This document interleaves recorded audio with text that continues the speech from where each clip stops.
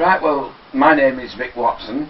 I was born at a very early age on the 12th of June 1945 in Scarborough in North Yorkshire, in actual fact Palsgrave, and we lived there for several years until I think I was about 5.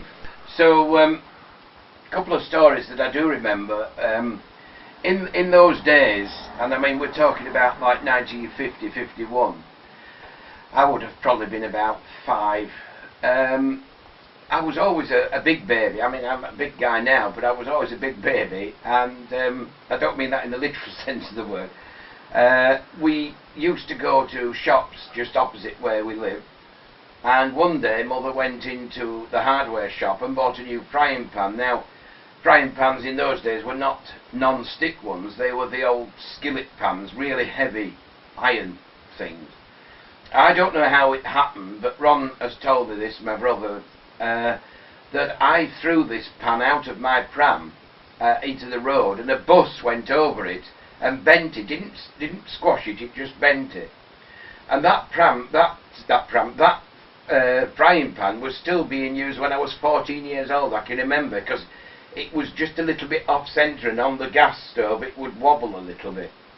The other thing that I can remember, which I mean I can't believe this myself, but my brother said it's true.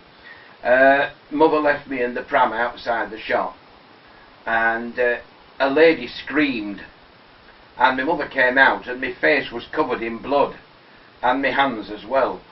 Oh, that's what they thought it was, but apparently what I'd done, I'd gone into my mother's handbag, or opened it up and took out a lipstick, and I actually ate the lipstick and then rubbed it all over my face like that, so it did look like a bloody mess.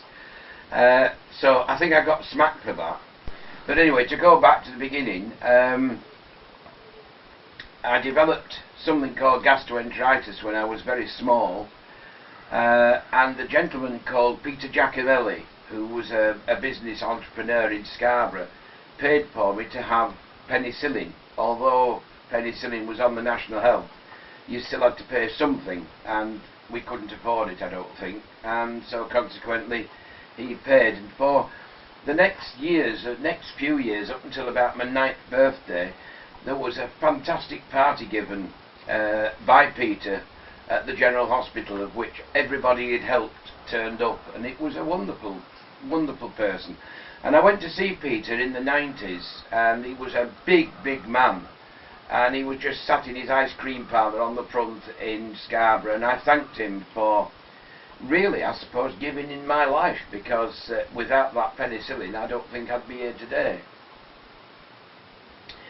I don't remember very much about my father, because he died on Christmas Eve 1953, which was very sad. He had pneumonia and passed away, so I don't really remember a great deal about him, but one of the things I do remember was at that time he was the manager of a department store in Scarborough called Hopper and Mason's, and Mother used to go in to see him, and I would sit on a chair, and there would be a model, one of these ladies' models, and there was something on this model, these little silver things at the end, and I found these little things fascinating, because if you move them up, they would come out and you could put them back in and pull them and they'd go down again. Well, I now know those to be ladies' corsets, and those little things that I was talking about was what held the nylons up, but I was fascinated with those. The other thing that I was fascinated with was there was something called the Lamps and Paragon system, which was how they dealt with customers' money for paying for things. There were lines going all across the store ceiling, and they would put the money into a little wooden receptacle, screw it into the screw hole, and pull this chain thing, and this little wooden thing would shoot across the store to a central cash desk, where a very stern looking lady would take the bill out, check it, put the change in, pull the lever, and it would come back to the girl while she was wrapping up the customer's purchases. That fascinated me. I thought it was a wonderful thing. My mother was a gypsy, in a way. I don't mean a gypsy in the true sense of the word, but she could never settle. Wherever she was, it wasn't good enough. But we left number 6 West Park Terrace in Polesgrave and moved to 89 St Leonard's Crescent, and where I think they were fairly happy for that year, until my father died. One of the things I remember was on Christmas Day morning, of course, there was nothing in the pantry. I mean, my mother had been looking after my father, but there was a couple across the road who were really nice people, Bernie and Mary Dove, and they came across about 11 o'clock that morning, Christmas Day morning, and my mother didn't want to see anybody, so Ron, my brother, went to the door. But they came in, and what they'd done, they'd been round the estate where we lived, and everybody had put something into bags, and they bought about 7 bags of food, because we hadn't got anything. And it took, my mother actually did get up and go and help Mary, because she did like Mary, and they put it all in the pantry. So we did have something to eat during the course of Christmas Day, but it was a very, very sad time. Where we lived at 6 West Park Terrace, there was a struggling actor who was involved in the theatre in Scarborough, amateur dramatics, and he used to bounce me on his knee, up and down on his knee quite a lot, because he was good friends with my mother and father, and he was called Roger Delgado. And his claim to fame now is that he played the Master in Doctor Who several years ago, and was in quite a lot of films, usually as a foreign diplomatic, because he was a very dark-skinned person. The number 6 West Park Terrace didn't have an inside toilet. It didn't have a bath, in actual fact. We had an old tin bath that we put in front of the fire most evenings. But there was a lady at the other side. When you came out of number 6, you walked up some steps to a big 6-foot high wire gate, a metal gate, and went out onto the back and went to the shops. But if you went that way, you went to the next block of houses along. And there was a lady, shall we say, of easy virtue, who lived in this set of houses next door. And if I climbed onto our gate really high up, I could look over the wall into Edna's. She was called Edna Mackenzie, and she would sit there with a loaf of bread in her hand. She'd butter the bread, then cut it across, put a bit of brawn on the bread, fold it in half, and give it to her kids, and said, right, bugger off up to the park and don't come back till 10 o'clock. Because Edna used to do a lot of entertaining, gentlemen entertaining, if you get what I mean. But she had a heart of gold, and apparently she got on well with my mother. My mother was quite happy to talk to Edna. They didn't believe in toilet paper. They had the old pump in the yard that went up and down like this, and the water came out of a big tap. So when the children went to the toilet, she would put them under her arm like that, put them under the thing and pump the water, and that was it. They were clean, and they had to go then. And she didn't like them being at home at all, because I think she had the old of the American Army calling at one time. But she was salt of the earth. Above us, in the same block of flats that we were in, was an old lady called Miss Mountford. She didn't like me, and I didn't like her. She always dressed in black. She had a black hat, a black coat that buttoned right up here, a black dress that went down to her ankles, and boots that must have taken her about 3/4 of an hour to lace up. And many, many nights she would bang on the ceiling just to be a devil. And we didn't have any music, we didn't have television or anything like that. We had the relay, but that was all. I've spoken about my brother, Ron. He was a great guy, still is. We talk quite often. We got on very well, except for one particular thing, and that was who got the Eagle comic. Now, in the 50s, there was this fabulous comic called The Eagle. It was always on shiny paper, and it had people like Dan Dare, Pilot of the Future, Harris Tweed, wrecks of the Rangers, and in the middle there was a big page of an item. It could be a battleship or an aeroplane, cut in half, showing you exactly how things worked. It was a fabulous thing. And there was always an argument between me and my brother who got the Eagle comic first. If you didn't get the Eagle, you got the Beano, which was exceptionally good, but you liked the Eagle first, but Ron usually won. But one particular day, my mother was getting ready to set the table, and she'd put the meat on the table, and she'd got a knife in her hand. And Ron was being a bit obnoxious to me for some reason, I don't know what it was. And she suddenly threw this knife at Ron. He ducked, and my mother was a dressmaker, and she had a big 6-foot mirror in the corner, and this knife smashed the mirror. And then Ron got a good crack for ducking. I hate to think that if she'd have actually hit him, she'd have probably been up in court for manslaughter. So, yeah. So we stayed in St Leonard's Crescent for a time, and I went to a school called Northstead Manor School, which was nice. I quite enjoyed my school. And then one day, my mother said, this was probably about a year and a half after my father had died, she said, Sid's coming to live with us, that's your dad's brother. And Sid came along, brought me a big box of sweets and some fantastic American comics, and I thought, what a wonderful guy he is. And soon learned he wasn't, but that's a little bit further on. He'd only been with us about 7 months, and Mother told me that they were going off, and I was stopping with Bernie and Mary Dove. And when they came back in the evening, Mother said, we're moving. And I said, oh, right, where are we going? We're going to Burniston. Now, Burniston is as far away from St Leonard's Crescent as you can imagine. It's a beautiful area, all detached houses in this particular street. Well, it was called High Mill Drive in actual fact, and we went to live at number 25. This was a house that was given with the job that Sid was doing because he was a gardener, and he went to work for a chap called Duncan Bailey. We stayed there for a time, and then suddenly my mother decided that she wanted to leave.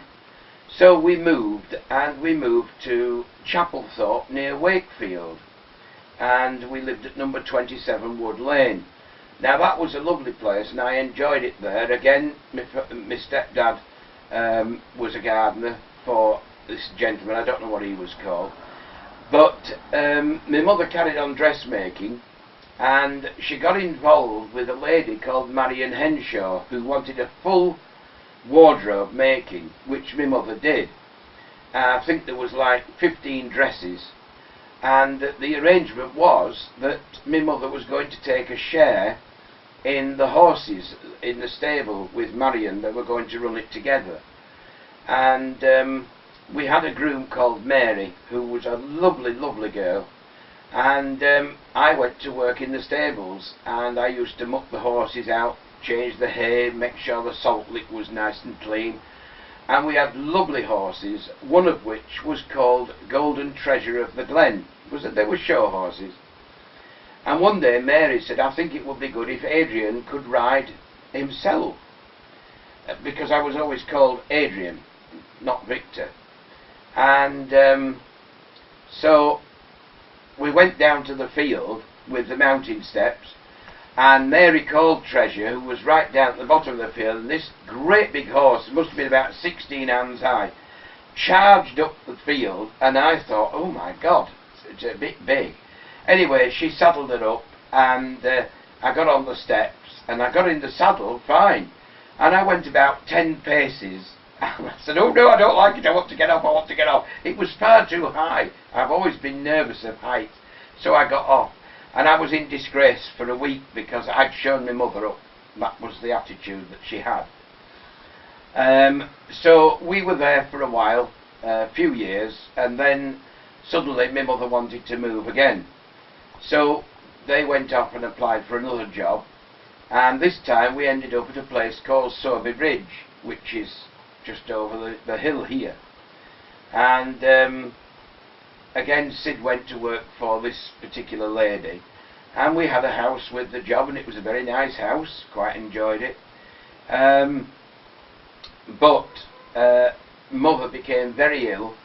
She contracted bronchitis and pneumonia, and the district nurse came every day to put a kaolin poultice on her chest, and the house actually smelt like a hospital.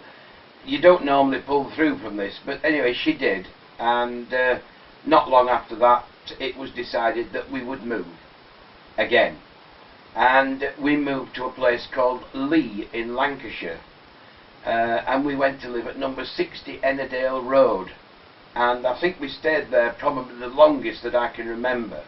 That's where I went to school, spent my formative years at Manchester Road Boys School, of which I've been back about a year ago. It was quite a nice journey back.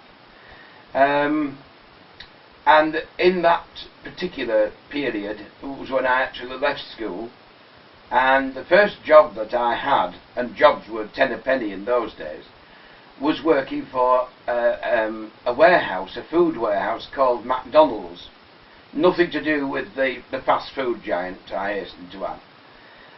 I worked there 3 weeks, and on the 3rd week it just turned round that on the Saturday morning it was my job that particular week to wash the vans down, because what they did, they had representatives, reps, who went out to all the little shops in the areas, got their orders, and their orders were made up and they were sent out on the Monday morning. So Adrian was told to clean the vehicles down, which he did. But not having a great deal of knowledge about cars, he just enjoyed having a hosepipe in his hand and squirting everything and washing everything, and hadn't thought about the water that was going through the grill at the front of the car. And when the reps came out at 10:30 to go and get the orders, they couldn't start them because I'd flooded the engines with water and they were all wet, and I got the sack. And I went home and I was terrified. So I went home and told my mother that I'd been sacked, and she wasn't too bothered about it. She said, well, these things happen, so fair enough. If I can just go back to when we lived at High Mill Drive, I had a really good friend there called Richard Wright. Richard he lived 3 doors away, and he used to have a collection of lead soldiers, which were the bee's knees in those days. But my mother didn't like me playing with Richard because his mother wore lipstick and smoked in the street, and that was very common. This was what she said. But anyway, I still played with Richard, and you know, 2 lads with all these soldiers, great, really good.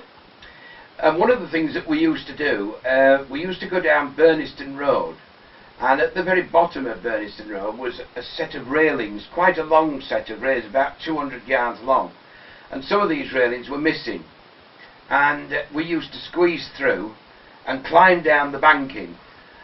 Came out at the back of P-Zone Park in Scarborough, where the open air theatre used to be, and we used to sit there and watch all the actors at the back of the open air theatre, most of the time dressed as Arabs. And one day we were sat there, we'd been about 4 times, and this man came out all dressed in a big red cloak with a mask over his eyes, and he must have seen us and he waved to us like this, so we waved back. And when I told my mother, she says, well, that was John Hanson, who had put on the Desert Song at the open air theatre every year for years and years and years.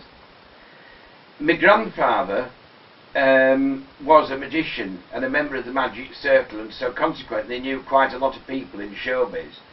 And my mother knew these people as well. There was one called, we're going back a few years here, one called Donald Piers, who was a singer. He used to sing By a Babbling Brook. There was another guy called Joseph Locke. I've met Joseph Locke. He was a really nice guy. He was an Irishman, and he used to sing Goodbye from White Horse Inn.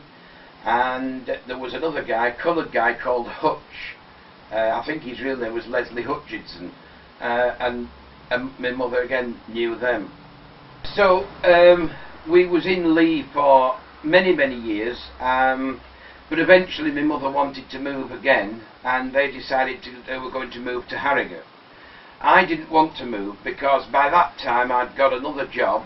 I'd been to a company called John Hawkins and Sons, and John Hawkins and Sons was a manufacturer of cotton goods in Lancashire, really good quality stuff. They sell everything, linen and all sorts of things, towels, shirts, ladies' underwear, yardage, you name it, they sold it if it was cotton goods.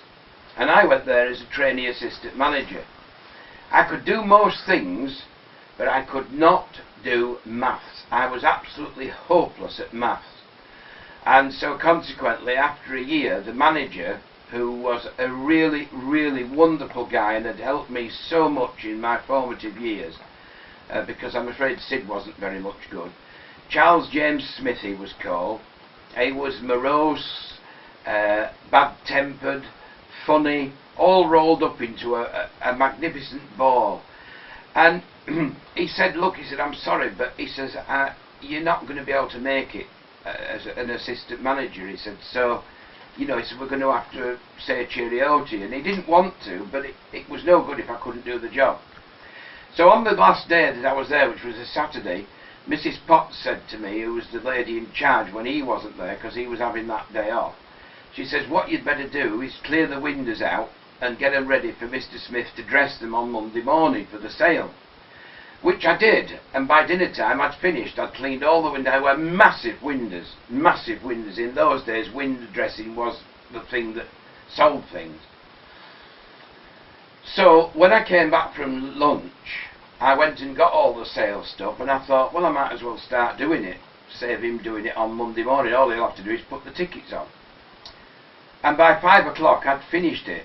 The windows was about as big as this room, I reckon. Easily, 5 by 4, easily. Anyway, Mr. Torkington, the area manager, turned up at 5, and he was in the office with Mrs. Potts, and I could see him going like that, and I thought, oh God, I'm going to get it here. So Mrs. Potts came out, and she said, Mr. Torkington wants to see you. And I went in, and he said, there's your cards, there's your money. Who gave you permission to dress that window? And I says, well, I was asked by Mrs. Potts to clean it, which I did. And I said, when it came to after lunch, I said there was nothing to do, so I thought I'd do it to save Mr. Smith doing a job on Monday morning. Right, he says, what are you going to do on Monday morning? I says, well, I shall go to the Labour Exchange to see if I can get another job. Okay, he says, right, he says, ask Mrs. Potts for some money out of petty cash. He said, I'll expect you at Greenbank Mills, Preston, by 9:30. He said, and then we'll talk about things. He said, if you can do a window as good as that for a sale, he said, I'm particularly happy to set you on as a display man within the company's display group. And that's what happened. I went up to Greenbank Mills, and for the next 4 years was travelling display man for John Hawkins and Sons, and went all over the Lancashire area, Blackpool, St Helens, Wigan, Warrington. It was wonderful, magic. I enjoyed every minute of it. I've lived now in Huddersfield for 37 years altogether. In this particular flat, 28 years. My roots are here now, and I'm very happy. I've got a great next door neighbour, and I love her. One of the things that I've been asked to talk about is places that I've been to. When I was at school, you know, we used to have educational trips, and one day there was a letter given to me, we had to give it to our parents, about a trip to France. Well, I knew we couldn't afford it because there was no money, but I took it home nevertheless. Ron said that he thought it was important that I would go to France because he said it would be good for my education. And Ron paid for that trip to France, which I've never forgotten about. It took him all his time. He had to go and see the teacher on several occasions because we were paid so much a week. And I believe that the teacher actually paid the last few amounts, and then Ron settled with him after we'd come back. It was the most amazing thing I think I've ever been. I've never been abroad since, and I can't fly. We went by ferry from Newhaven to Dieppe. We went up the Eiffel Tower. I had a hot dog up there, it was bloody awful. We went up the Arc de Triomphe. We went to Galeries Lafayette, which was a department store. It was just amazing. But something that stuck in my mind all my life was going to something called the Sacré-Cœur, which was a church with great big balloons on top. Not balloons, rounded tops to castellations. That's the best way to describe it.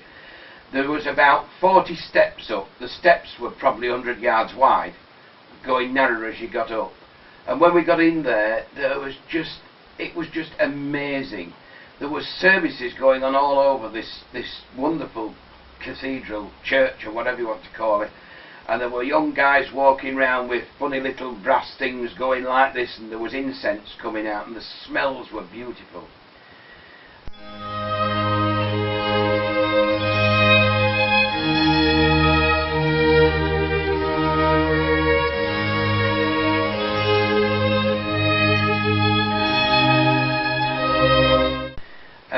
So I thank my brother for that, because without him doing that, I would never have gone abroad. What I like to do now, as I say, I don't go abroad, I don't fly, I will never fly. I'm terrified of flying. What I like to do is to go up to the Lake District. Motor up to the Lake District, probably Windermere, and get on the Tern, the Teal or the Swan, which are these massive steamboats, and do the 10 miles of Windermere Lake right to the very bottom. Then you get off and you go across the walkway, and there's the lakeside and Haverthwaite railway, steam railway. Get on that, you do 7 miles up the road, you get out at the other end, you can have a lovely cup of coffee, a lovely cup of tea and a bun at the cafe there. Then you get back in the train all the way back to Lakeside, and you get the next available boat back. And it takes a day. It takes about 7 hours altogether, and that's, to me, that is absolutely heaven.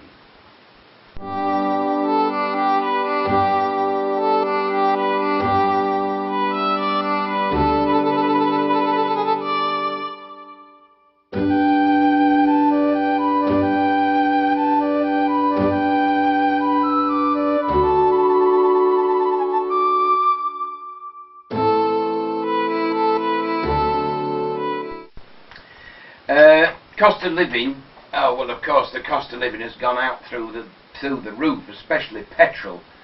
I can remember when I had a motorbike, and petrol was about 2 and 4pence a gallon, and 2 and 4pence would be about 12.5 new pence, and now it's 1.36 a gallon, a litre rather, a litre.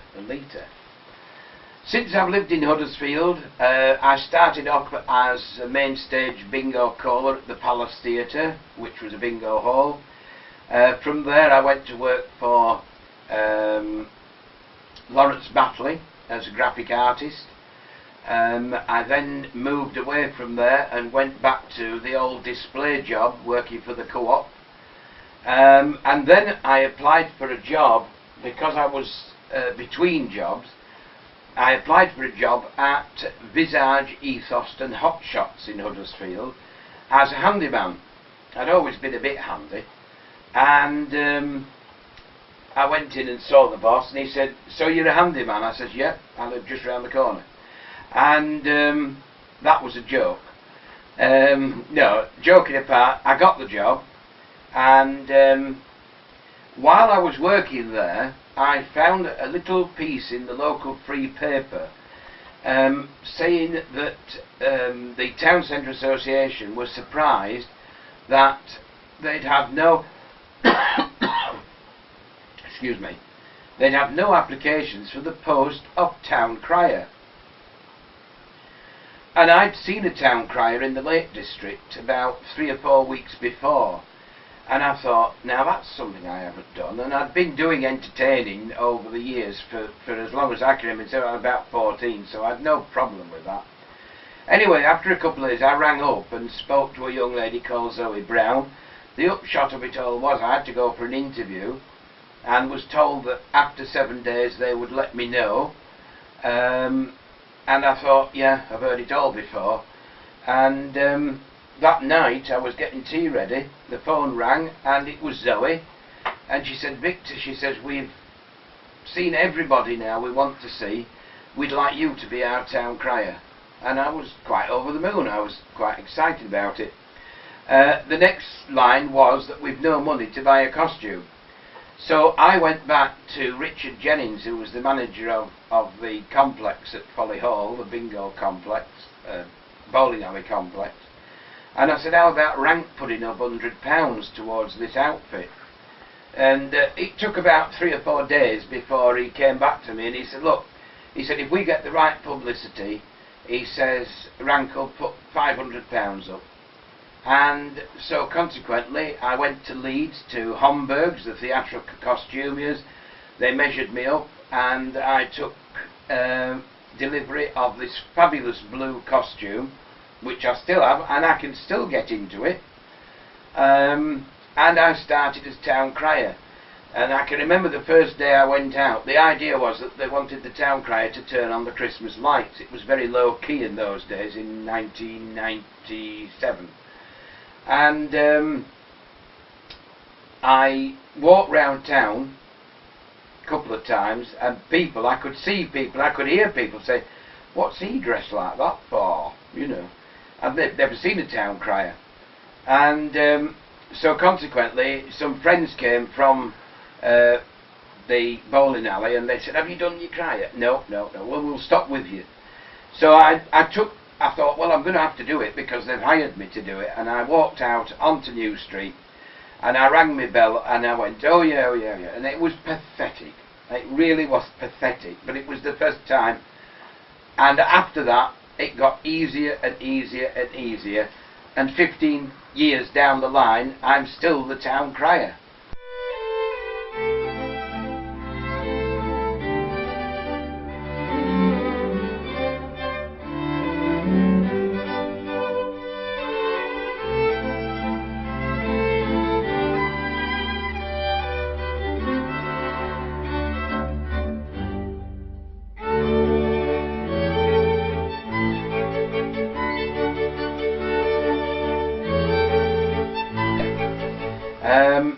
But in that time, I did an interview with a local radio station called Creative FM with a lad called David Malilou, and he was totally nervous about it. He didn't know a great deal about it. They were trainees and that.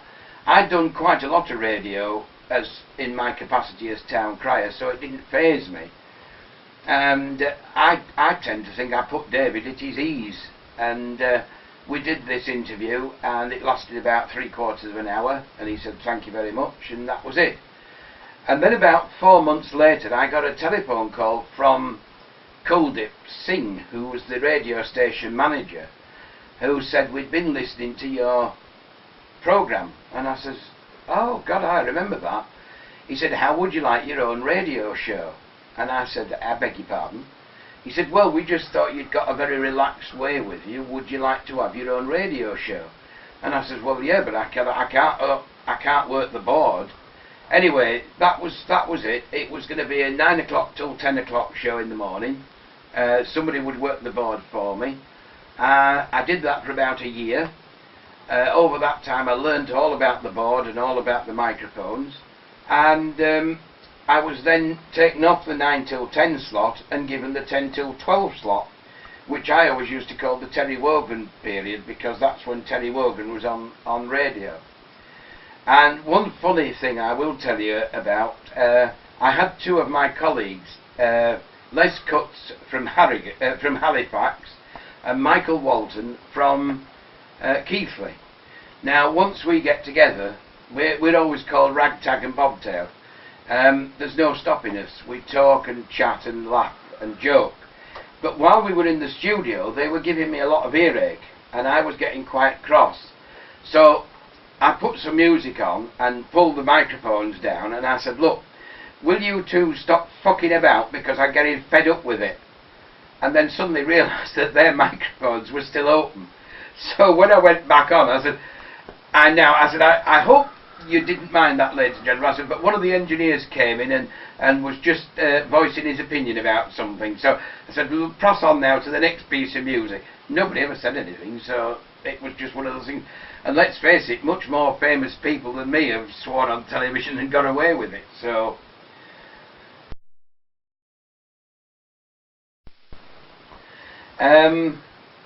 heroes, yes, I have one particular hero.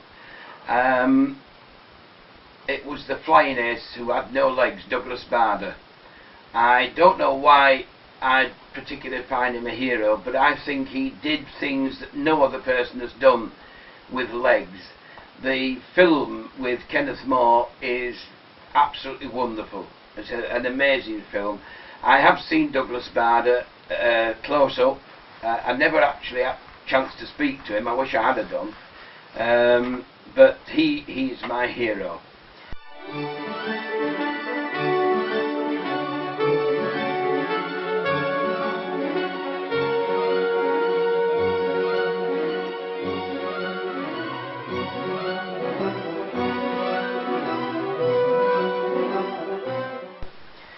Talking of films, there is a list in front of me with things that I have to talk about. I can't really say what my favourite film is because there are so many in different genres. But Independence Day is well up there. Goodness gosh, I'm trying to think of other. There's one particular film that I do like watching, and that's Condemned.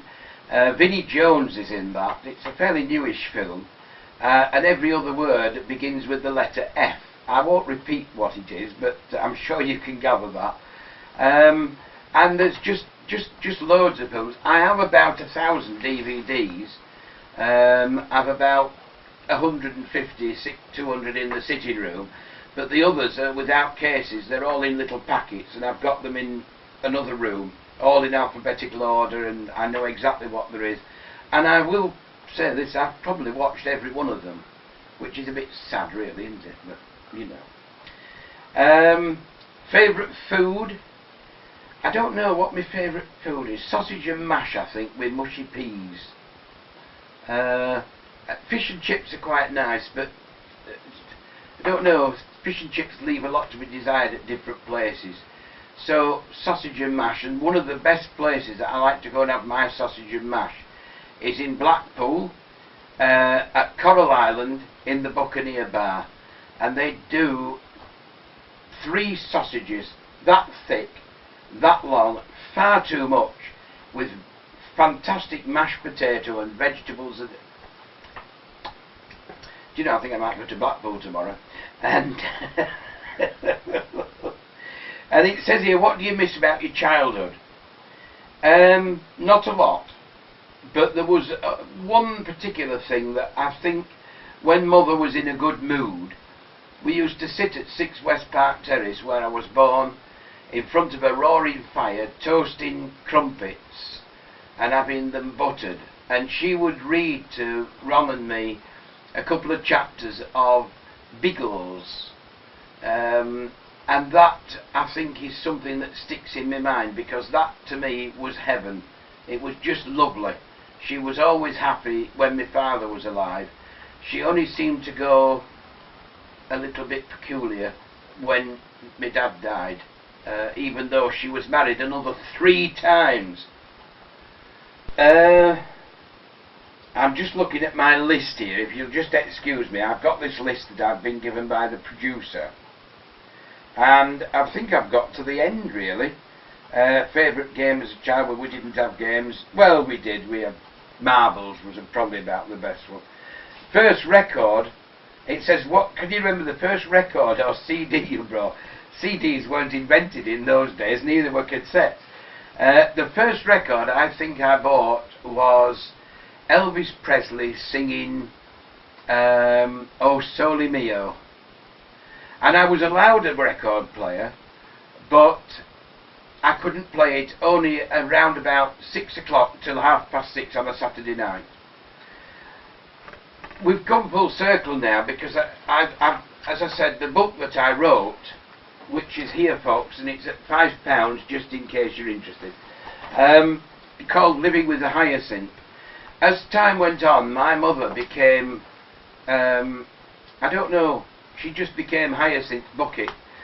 I went to visit them in Scotland, where they'd retired to, and they had an old record player come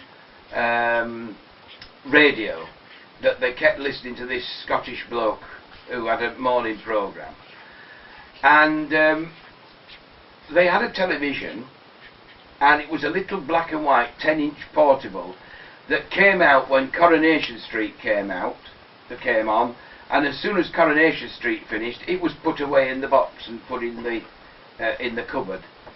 And my mother says there was nothing. Where they lived was a place called Southern Ness Point, and there was nothing there. And she said, we'll go, if we go about 12 miles up the road, there's a golf course, and we're allowed to go and have a drink. So I got my shirt out, and I said, I'll just iron my shirt. Oh, I'll do it. I said, it's all right, Mother. I said, I'm quite capable of ironing my own shirt. I got the iron, put the iron on the shirt. Luckily, I'd done it on the tail, and it just went crinkle, crinkle, crinkle. And I looked at the bottom of the iron, and it was just caked with muck. So I turned it off, and I got a Brillo pad and cleaned it so it was shining silver, and it slid well. And then I said to him, I said, where do you put the water? Oh no, we don't have one of those, it's too dangerous, you read about them every day, they blow up. And I said, look, where do you read that? I said, they're as safe as houses. I've enjoyed this has been something I've really enjoyed doing. There's a lot more to my life than what you've been heard, but as I say, this book is available at £5, once again. You have to name the title of the book because you can't see it because of the white on it. Ah, right, it's called Memories of a Hyacinth. The life story of a town crier before he was a town crier and after. And the second print is going to go to print in about 2 or 3 weeks' time. Thank you very much for listening, and I hope you've enjoyed it.